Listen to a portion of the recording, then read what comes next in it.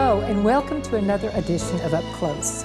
We are coming to you from the beautiful Three Angels Seventh-day Adventist Church in Wichita, Kansas, and we're so pleased to have you and our live audience join us. Today's program will center on one of the most pervasive problems of our generation, drug addiction.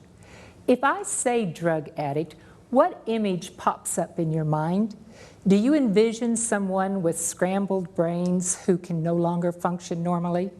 The problem is more widespread than most of us recognize. 73% of all drug use is practiced by those that we benignly label as recreational, quote unquote, drug users. These are people who go to work every day, some in their three-piece suits, but their choice of recreation is funding the traffickers of the world. Addiction is a progressive disease, one that accelerates as brain neurochemicals become depleted by regular drug use. This degenerative disease leaves the addict constantly chasing after the euphoric high. Addicts have an illusion, and they live in this illusion. It's an illusion that is a total denial of truth. But it's time that we stopped looking at drugs as the main issue, and we need to get to the bottom of the problem. Our first guest, Amanda Holtz, suffered physical and sexual abuse from childhood at the hands of her father. His dirty secret was hidden for years, but finally unveiled when Amanda stood up at 16 years old to testify against him. Her father was imprisoned, but the dysfunction of the family was not healed. When her favorite aunt was killed in a car crash, Amanda felt as if the only positive supporting pillar in her life had just given way and her whole world came crashing down. Listen to this. About a year between 16 and 17, a friend of mine had a brother who was using methamphetamines. And at first we started smoking weed just for like a week. And then he introduced methamphetamines to his sister, and him and his drug dealer did. And so she actually introduced it to us. There was about 5 of us that were all friends, and she introduced the meth to us. And it was, in the beginning, it was really, it seemed we would just do it on the weekends, or we were just going to do it for recreation. It wasn't going to be any, it wasn't going to become a habit. It was no big deal. We weren't hurting anybody. That's what we kept saying to everyone. It was no big deal. Nobody was getting hurt. We were just trying to have a good time. I was having to testify in court. All that kind of stuff. Well, if I went high, it wasn't the same as if I went sober. It didn't seem as big of a deal to me. So it helped with all that. I felt like it was drowning everything out. You know, I didn't realize that slowly I was being drugged into this world that was going to take me 7 years to get out of. Here she thought it was nothing much in her life and wasn't taking it too seriously, but it became a serious problem. Please help me welcome Amanda Holtz to the program.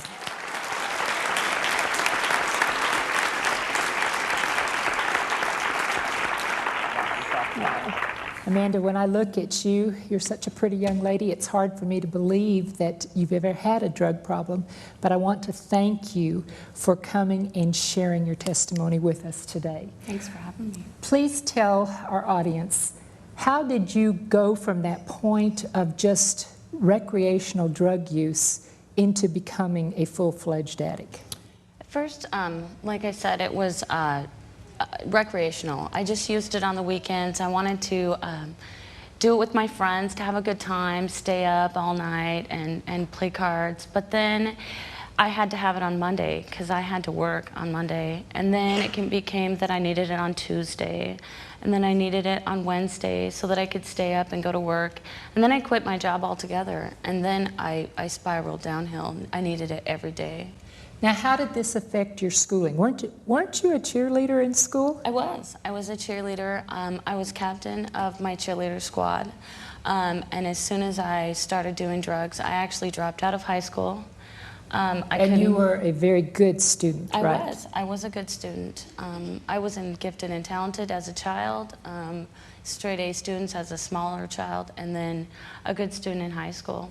So you dropped out of school, and then things began to get even worse. What did you do to actually support your drug habit? About a year into my drug use, I ended up becoming a drug dealer. And then what was that like for you? Did it register up here for you, Amanda, that you were doing something illegal, or was this just something that you wanted to do because you needed a fix? This was something that I wanted to do because I needed a fix. I needed it, and I didn't have the money to support my habit, so I did it for the fix. Well, there's more to this story, and in fact, Amanda also shared with us the rest of the story. When she married the biggest drug dealer in town, she went further down the slippery slope into the abyss. And to support their drug habit, Amanda's husband began making fake checks and fake IDs. So listen to what happened next. When I gave birth to my son, it came crashing down on all of us. 5 days after my son was born, they raided our house, and they arrested my husband, and they charged him with several counts of forgery, fraud, and some drug possession. And they released him on bail and then had to drop the charges. So he continued to sell methamphetamines, and we found out about 4 months after they released him that they were bringing the charges back up. So here we had a 4-month-old son, and we went on the run from the police. And for several months they followed us, and from city to city, place to place, we would find out that they knew. They would raid the house shortly after we would leave. We would live in drug houses with my infant son, where they were actually even manufacturing. And then we would leave, and the house would shortly thereafter be raided looking for us. Finally, one night, I was just done. I told my husband that I had a child that I was going to raise and that I couldn't live like that anymore. And he said that was fine. I told him I was going to move in with my family and that he was going to have to go elsewhere. And we went to go to the store, and we got pulled over by the police. What happened that night, Amanda? My husband, the cops surrounded the car with guns pulled, and they knew that my husband was in the car. And they asked him to get out of the car. And at that moment, he told me that he was done, that he wasn't going to use ever again.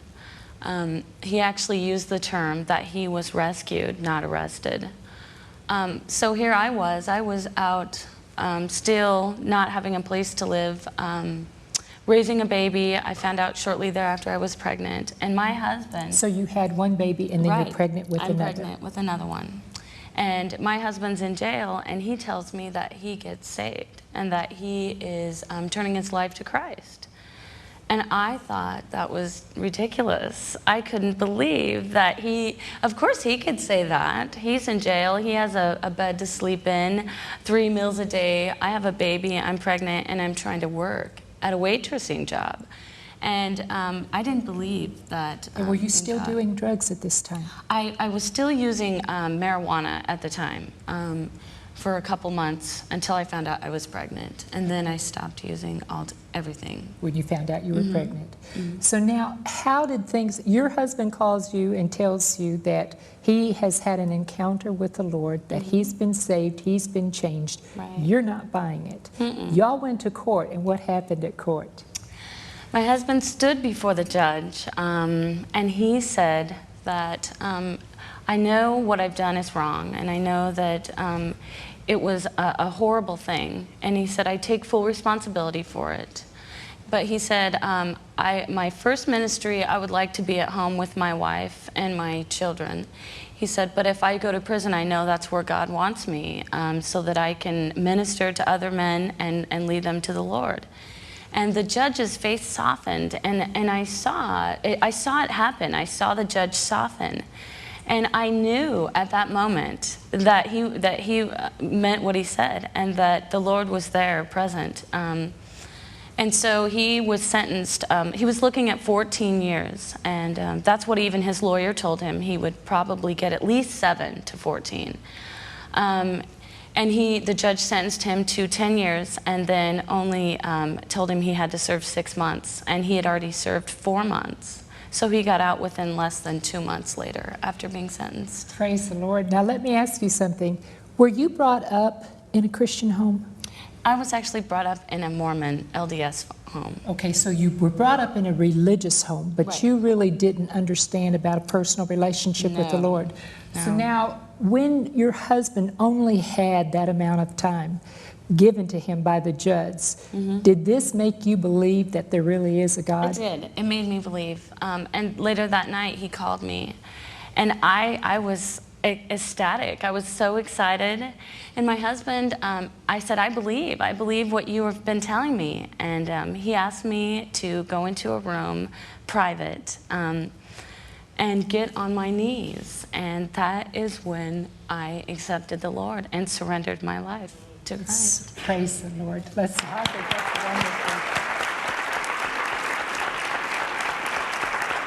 Well, in the rest of our program, we're going to try to unveil some of the causes for drug addiction, and we'll also examine the stages of addiction and discuss how we can become educated enough to lead our loved ones to the road of recovery. But most importantly, we will learn of the resilient nature of the human mind. There is great hope for recovery, as Amanda is a testimony to. So please stay with us. We'll be right back.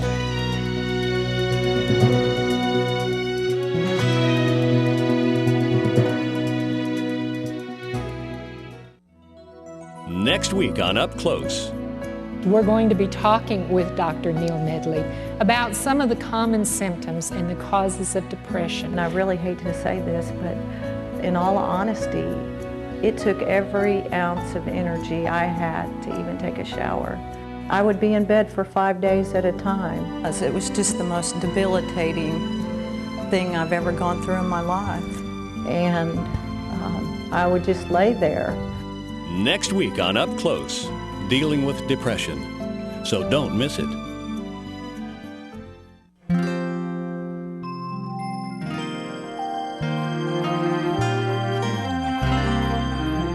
Welcome back to Up Close. I'm excited to introduce our expert guest for today, Cheri Peters. Cheri was a drug addict living on the streets for 10 years from the ages of 13 to 23 before she had an encounter with God that turned her life around. Now Cheri is the director of the True Step Ministries, an international organization that reaches out to at-risk people, and it's located in Kuna, Idaho. Cheri is also a Christian author and has written 2 books, Miracle from the Streets, Her Life Story, and God is Crazy About You. Please welcome Cheri Peters. Cheri, I'm so glad you're here today. Thank you so much. Well, you know, it cracks me up when somebody says an expert witness, because I'm wanting to look around. Is somebody else here? Because my background is an addict. When I met Amanda was during the time that she was pregnant and Dave was just getting out of prison and those kind of things, and so I work with addicts. And the only thing I know for sure about God and about recovery is God does amazing things with us. If somebody ran into me at the airport or at church, they would never say, you know what, she looks like a heroin addict. You know what I mean? It's that they see somebody that's in recovery and that looks healthy. And Amanda's beautiful. When she was up there talking with you, I was just crying because I thought, you know, God is so good. So the first thing I want to say about recovery is amazing. And everything that God promises about our life in recovery is true. It's a lot of work, but we are so resilient. Well, you know, what makes you an expert is this is not just theory for you. You've lived through the lifestyle and you've lived through the recovery. Exactly. And God is doing amazing things in your life. But now, in Amanda's case, it was methamphetamines. We know that she had an incredibly dysfunctional childhood. What can we tell about the causes of addiction from the choice of addiction? Right, with Amanda, it was real, she needed something that would give her some power because she was powerless.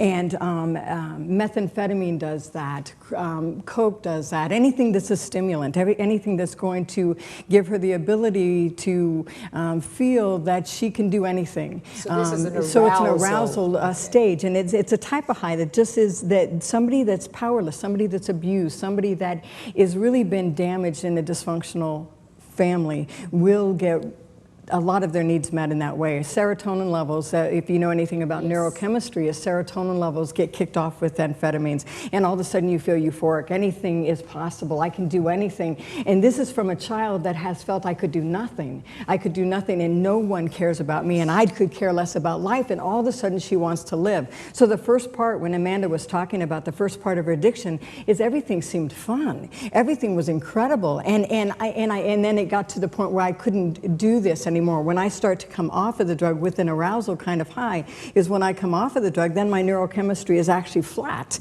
And I'm not even producing what I was producing before I felt that euphoria. And so with her, the stages about getting more and more of the drug was just the progression of the addiction. Another part of a high is what's called saturation. Somebody that is needing to be filled up. They are empty. They want to be numbed from pain. And that was more my story. I was homeless from 13 to 23. My parents were addicts, and I really was empty inside. And so I chose things like heroin, marijuana, Valium, Xanax, things that are going to sedate me, and where I could escape. I can step away totally and escape. And the last part of a high or an addictive personality is fantasy or trance-like stage, and that's more like sexual addictions. But I want to totally detach from who I am, from the pain or discomfort or the reality that I live in every day. I want to be different from. And so usually addiction starts with a catalyst of some kind, wanting to be different than I am, and finding that in a thing, an object or an event. So I'm not finding it in a person, I'm not finding it in anything real, I'm finding it in something that is not real, an illusion. Yeah. So basically did I see if I get this right? There's three types. There's the arousal, the people who are powerless, who want to be empowered, right, and drugs do that for them. Then there is kind of the sedating, people who want to be numbed and want to forget what's right going on in their life. I'm empty. And so then the other one is the fantasy, like, would gambling fall into the fantasy? Oh yeah, gambling is, I want to win big and I want to be a big spender. And while they're pulling the slot machine, even if they're winning or losing, that sense of, I'm in this beautiful place and there's chandeliers and all that kind of stuff is that fantasy. I can be something other than who I am. And so all addictions, and like cancer, nobody can really understand cancer unless they understand all kinds of cancers, unless they understand the basic thing of cancer. It's multiplying of these dysfunctional cells. In addiction, it's the same thing. There's a common thread through all addictions, and that's trying to escape into something that's not real. Since what you're saying to me, let's see if this makes sense. When somebody gets clean, like for example, when she got clean when Amanda was rid of her drugs, that doesn't mean that she's no longer a drug addict if the cause was still there. Is that correct? Wouldn't you, I wish that when I was a heroin addict for 10 years and somebody said, Cheri, all you got to do is stop using heroin. I did, and my life was still a mess. And I'm thinking, how fair is that? I still didn't know how to relate to people. I was dysfunctional. I didn't know how to trust. I didn't know how to do anything. I could lie. The first part of breaking an addiction is to get out of denial. And denial means I don't even know that I always lie. If you use it as an acronym. And so it's like I just don't know anything. I don't know anything. So the first step of the first step is getting away from the drug. But that is just the very beginning. Okay, well, I have no skills. We're going to talk more about recovery in our next segment. But let me ask you this question as well. What are some of the stages of addiction? I believe If you all are like me, I had a sister who was a heroin and drug addict for 15 years. And when the Lord, I hope I'll share that later, the Lord healed her literally overnight. But we didn't recognize the symptoms of how she got started in this and the different stages of what was going on. So what are some of the stages? And some people in the audience will find themselves in the various stages of addiction. The first stage is always the one where I start to lie to myself. I'm actually getting pulled by something that has met a need, and that I'm starting to rationalize within my own mind. I'm starting to protect whatever the behavior is that is filling that need, whether it's drugs, alcohol, sex, or whatever, eating, workaholism, whatever. And so I'm starting to protect it. So the first stage is very internal. Nobody sees it. Nobody understands that there's really a change happening. The second stage is that I'm starting to lie to you. I'm starting to say, you know what, I'm sex addicts. I'm not really online doing anything wrong, even though they've been on 3 hours on a porn site. You know, they start to lie to the people around them. They start to see you as an enemy. You are somehow trying to rob my only security. You're starting to, I'm not hurting anyone, like Amanda said. I'm not hurting anyone. I'm just having fun. And so what she's trying to do right now is rationalize, and that's the second stage, is being able to rationalize that. The third stage, and a lot of people have seen addicts in this stage, they are totally out of control. They're losing jobs, they're losing spouses, they're financially in a mess. You can start seeing physical issues happening with them, the liver's starting to shut down. I mean, all that. Third stage is I'm losing everything, and I will not get out of the third stage without intervention. But there's 3 distinctive stages in all addictions. But now, in the third stage, isn't it true that their brains have been so suppressed as far as the serotonin development that they no longer have rational thinking? And what's really interesting about that is some people have even said it's like talking to a schizophrenic. Talking to an addict in the third stage, they do not reason with the frontal lobe, and that's where we reason. They have done PET scans on addicts in this stage, and there's no frontal lobe activity, so they cannot reason. When we say, I can't believe you don't understand this, and you're talking to somebody you love and it's totally falling apart, is they do not hear you. They honestly do not hear you. When they're manipulating you, they don't even know that they are manipulating anymore. That stage is beyond any kind of reasoning. And so all you can do in that stage with an addict is really pray for them and be able to intervene in short little spurts with truth. And hopefully they will hear something. So have you seen the advertisement on television where it shows the frying pan and then it says, this is your brain, and then it shows the fried egg here, they crack an egg and say, this is your brain on drugs? The cognitive impairment is so bad that they are not reasoning, and you cannot reason with them. Now, for example, Amanda, you told me earlier that you were in the hospital and you were being treated, your kidneys were shutting down. Tell us that story. My kidneys were failing, completely failing. And I was on dialysis for a little bit. Less than, in the 80s, you were 83 pounds. I was 86 pounds. I weighed 86 pounds. I was in the hospital. I was so dehydrated that my kidneys were literally shutting down. And I couldn't wait to get out of the hospital so that I could get another fix. How long were you in the hospital? 3 weeks.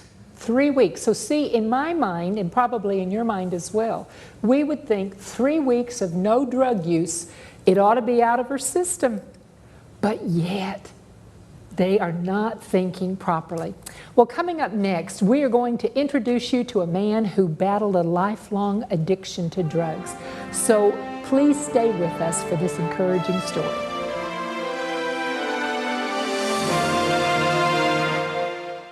Are you or someone you love struggling with drugs or alcohol? Do you sometimes wonder if there is hope? If so, we have just the book for you. Be encouraged as you read the promises that God has given in His Word. Call or write today for your free gift of God's promises for your every need. You can write to us at Up Close, Post Office Box 220, West Frankfort, Illinois, 62896. Or call during regular business hours, 800-752-3226 or 618-627-4651. Ask for Up Close offer number 2.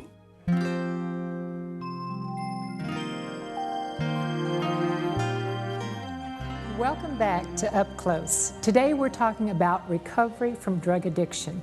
And our next guest is Ivan Morford from Wichita, Kansas. Ivan was tragically introduced to drugs as a youth by his older sister, who thought it would be funny to see her brother high. Here's Ivan's story. My older sister started giving me drugs when I was probably 11 years old. And I'm not sure why. I never really asked her, but it was probably, you know, simply to be amused by the antics that I would do, you know. And, you know, it was a very powerful thing for me because then I got to hang out with her and all of her friends, you know, and I was socially accepted into that peer group, you know, as you know, their little buddy or whatever, you know. I used to spend the weekends with my sister at her house, and we would smoke pot and watch TV and hang out, or sometimes we would drink, you know, and it, you know, for me it was you know, it was being cool, you know. I was cool, you know, to hang out and do all those things, you know, and it, you know, when you're 11 years old, you just don't stop and think about consequences, you know. You don't have the mental acuity to do that, and it really became ingrained into my personality, into my behavior. You know, all through school, you know, I was smoking and drinking and carrying on as I wanted to. And, you know, teachers would pull me aside and they'd say, you know, Ivan, you're a really smart guy. You know, why are you going through the motions? Well, you know, I didn't tell them, you know, well, it's because I'm getting high every weekend, you know, and not worrying about it, you know. And I never thought about what it would lead to, you know. Ivan didn't realize how this was going to affect his life and how long. When Ivan actually met the woman of his dreams, she loved him so much that she tolerated his drug addiction and agreed to marry him anyway. But Ivan received a wake-up call when the couple was expecting their first baby and when his wife faced frightening complications. Let's have a look. We had our first child, my son Daniel, and I still use drugs, you know. And then she got pregnant with our daughter, Audrey, and got exposed to chicken pox. And she ended up in a coma. And 42 days, you know, I didn't know if she was going to live, she was going to die. My daughter was born 2.5 months premature, and I couldn't hold her. I couldn't pick her up. I couldn't touch her. She had all these tubes and wires and leads, you know, wired to her body to keep her alive. And I think that was the pivotal point when, you know, I realized that no matter how much drugs I did, you know, I was still unhappy. And I began to look, you know, there's got to be something out here that'll make me happy. You know, I mean, I couldn't fight the depression, you know, and I couldn't fight the feeling that, you know, there's something missing in your life, buddy, and you better figure out what it is. Well, we're happy to have Ivan with us today and would like to ask him to come on up. So please help me welcome Ivan with us.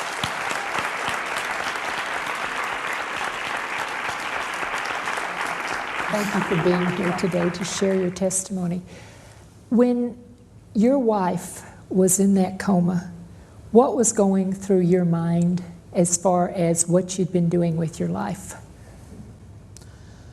At first, I would just say, do more drugs. You know, I was so miserable, I couldn't function. Mm-hmm. And then when I realized that I still was so unhappy, even when I was high, that I had to figure something out. So, did you think that she could possibly die? I mean, were you facing a life and death issue with your wife? That year was a bad year. There were 4 other expectant mothers at the hospital with chickenpox that year, and in all 4 instances, either the mother or the infant died. Oh my goodness. Oh, mercy. So then you went, you started off doing more drugs initially during these 42 days, but something happened when you went to a party. And you went from a party to a church. Could you tell us a little bit about that? Well, being at the party and ingesting and doing all the things that I did, you know, I couldn't handle it anymore. You know, I was so miserable. And I went for a drive, you know, and I'm just driving in my vehicle and I'm looking around, and I ended up actually here at Three Angels Church. And it was very quiet and it was very peaceful. And I had tried everything the devil could give me to make me happy. I mean, everything. And so that night I tried something new. I said a prayer, you know, and I said, God, I can't figure this out. I need your help. Was this your first prayer? Pretty much. And then how this prayer kind of opened the way and started you on the road to recovery. Tell us a little bit about your road to recovery. Well, I started Bible study with some men here in the church, and every time that they met with me, I knew that whatever they had, I wanted. Amen. And I studied with the Bible for over a year, and then when school started, I put my son here in the school, and he came up to me one day and he said, you know, Dad, I really think we should be baptized. Praise the Lord. How old was he? 12 at the time. Now, how old is your baby that was born after the chicken pox incident? She's 11 now. She's 11? She's something else. And she's a healthy baby girl. Yep. Praise the Lord. Well, when Ivan was speaking with us earlier, he reflected on what might have been. I think the most dangerous thing for the youth of today is that, you know, drugs make you feel good. You know, I'm not going to deny it. I can't deny it. You know, I did drugs for over 20 years. And they don't understand that, you know, they'll say, well, I don't rob banks. I don't beat up old ladies. I don't do all those things that drug addicts do. Well, it doesn't matter. I didn't do those things either. You know, I scored really high on all those standardized testings that the schools used. You know, I believe I have a really great intellect. But here I am, I'm a 35-year-old man, family, and I work part-time in a warehouse. You know, what could I have done if I had, you know, put the drugs away? You know, where would I be now? Ivan, it's a sad thing when God gave you so much potential and you feel like you haven't used that. What do you think might have been? What was your interest before? Or were you too young to really even gain that interest? No, from the time I was real young, I was always reading books on science, you know, natural history, stuff like that. You know, archaeology is a real big interest of mine. I love watching Discovery Channel.